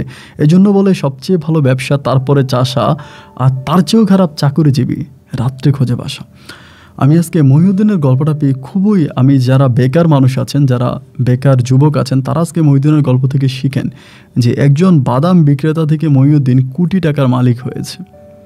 যদিও সব শেষ, তার পাপের ফল তাকে সেই রিক্সার ড্রাইভার আবারও বানিয়ে দিয়েছে। কারণ সে যদি লামিয়াকে নিয়ে থাকতো, লামিয়ার মাঝেই থাকতো, মহিউদ্দিনকে আজকে এই দিনটা দেখতে হয় না। মহিউদ্দিন শুধুমাত্র লাভলির ছলনায় পড়ে, লাভলির লোভনীয় শরীরের লোভে পড়ে মহিউদ্দিন তার সর্বোচ্চ শেষ করেছে। আমি এরকম অনেক দেখি। আমি গল্পের শুরুতে আমার বন্ধুর কথা বলেছিলাম, এরকম অনেক হাজব্যান্ড আছে। আসলে আমাদের এই সমাজে নারী নির্যাতন কথাটা অনেক প্রচলিত। অনেকেই বলে নারী নির্যাতন, কিন্তু পুরুষ নির্যাতনের কথা কিন্তু কেউ বলে না। আর পুরুষ তার নির্যাতনের কথা কখনো মুখ ফুটে কোনো সমাজে বা কারো কাছে বলেও না যে আমার বউয়ের কাছে আমি নির্যাতিত হয়েছি। চিন্তা করেন কি পরিমাণের টেকনিক খাটিয়ে এই মহিউদ্দিনকে বলতে শুরু করলো যে তুমি বাদাম বেচো, সবাই তোমাকে বাদাম বিক্রেতা বলে, যে তুমি বাদাম ব্যবসা ছেড়ে দাও। এমনভাবে বললো এবং এমনভাবে তার ব্যবসা থেকে তাকে ব্যবসাত্ব করলো। এটা আসলে যে নারী, দেখেন আমি আজকে আরেকটা কথা বলি, আমি সরি অনেক কথাই বলে ফেলছি, কথাগুলো অনেক ইম্পর্টেন্ট আমার কাছে মনে হয়, যার জন্য বলি যে এরকম আপনার স্বামী, ধরেন আপনি আপনার স্বামীকে প্রেশার দিচ্ছেন, তিনি কোনো একটা অফিসে চাকরি করে, কোনো একটা অফিসে তিনি চাকরি করে, সরকারি চাকরি করে, আপনি তাকে প্রেশার দিচ্ছেন যে এই মাসে একটা ফ্রিজ কিনতেই হবে, এই মাসে একটা এসি বাসায় লাগাতেই হবে, এই মাসে একটা বড় এলইডি কিনতেই হবে। এই বেটার যে টাকা বেতন পায় সেই টাকা দিয়ে তার ঘরে এসি লাগানো সম্ভব না। তখন সে কী করে, অসৎ উপায়, যেটাকে ঘুষ বলে, ঘুষের রাস্তা বেছে নেয় যে হ্যাঁ ঘুষ দিতে হবে, আপনার এই ফাইলটা নিতে হলে আমাকে এত টাকা দিতে হবে। এখন সে ঘুষ নিয়ে যে পরিমাণের পাপ, যে পরিমাণের অন্যায় করতেছে, আপনি যদি মনে করেন যে আপনি বেঁচে গেছেন, তা কিন্তু না। আপনার স্বামী যে আপনার প্রেশারে পড়ে, আপনার চাপে পড়ে ঘুষ খাচ্ছে, সেই ঘুষের যে পাপ হচ্ছে, সেই পাপ পরিপূর্ণভাবে যেমনটি আপনার স্বামীর হচ্ছে তেমনটি কিন্তু আপনারও হচ্ছে। কারণ এই ভদ্রলোকটা শুধুমাত্র আপনার প্রেশারে পড়ে আপনাকে সাথে সংসার করার জন্যই এই বেটা ঘুষ খাচ্ছে। এই জন্য স্বামীর পাপ শুধুমাত্র স্বামীর মাথার উপরে চেপে দিলেই কিন্তু আপনি রেহাই পেয়ে যাচ্ছেন না। স্বামীর পাপের স্বাদ আপনাকেও ভোগ করতে হবে। এটাই বাস্তব। স্বামীর উপার্জিত 1 টাকা এটাকে হালাল মনে করেন, এটাকে লাখ টাকা মনে করেন, এই নিয়ে সংসার করেন, জীবন অনেক ভালো থাকবেন। আমি আমার বাস্তব জীবন থেকে বলি, মাসে আমি 5,000 টাকা ইনকাম করেছি, আবার মাসে 5 লক্ষ টাকা ইনকাম করেছি। সত্যিকার অর্থে টাকার মধ্যে কোনো সুখ নাই। সত্যিকার অর্থে টাকার মধ্যে কোনো সুখ নাই। টাকার সুখ হচ্ছে ক্ষণিকের সুখ, সামান্য সময়ের জন্য। আর এই পৃথিবীতে যার যত বেশি টাকা সে তত বেশি টেনশনে থাকে, যার যত কম টাকা সে ততটুকু বেশি শান্তিতে ঘুমাতে পারে। এটাই বাস্তব। কম টাকায় সুখে থাকবেন, হারামের কাছ থেকে ফিরে আসবেন, এই প্রত্যাশায় আমি আপন আজকের মতো এখানেই বিদায় নিচ্ছি। আপনাদের সাথে আমার দেখা হবে অন্যদিন অন্য কারো বাস্তব জীবনের গল্প নিয়ে। আল্লাহ হাফেজ এন্ড আসসালামু আলাইকুম।